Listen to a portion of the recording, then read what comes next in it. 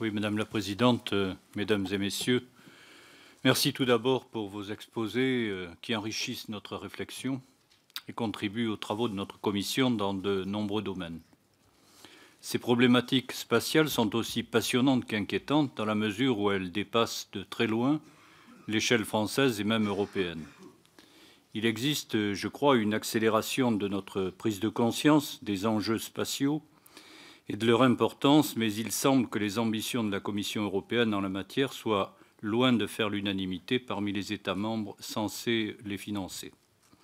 Selon vous, quels sont les projets les plus prioritaires pour exister face aux États-Unis, à la Russie ou à la Chine, qui développent également des stratégies de défense, d'espionnage, voire d'attaque dans le milieu spatial?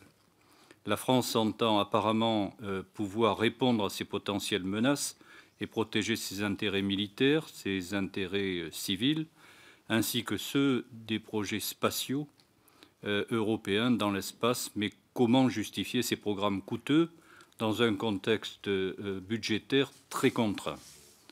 Pour améliorer et renforcer les structures spatiales de l'Europe, la Commission européenne réclame 16 milliards d'euros aux États membres. L'espace est devenu une priorité apparemment sur l'agenda européen. Le pacte vert adopté pour aller vers la neutralité carbone en 2050 ne pourra pas se faire sans l'aide des technologies spatiales. Transition verte et transition digitale doivent s'articuler notamment via les infrastructures spatiales. Malheureusement, les négociations entre les États démarrent mal. L'enveloppe spatiale a été coupée de 10% à 14 milliards, avec des coupes de 20% sur Galileo, 20% sur Copernicus, et l'enveloppe du futur Fonds européen de défense chargé de développer un volet spatial militaire a été coupée de 50%. Les négociations sont compliquées pour obtenir un accord avec les 27 pays, et nous allons perdre la part budgétaire britannique.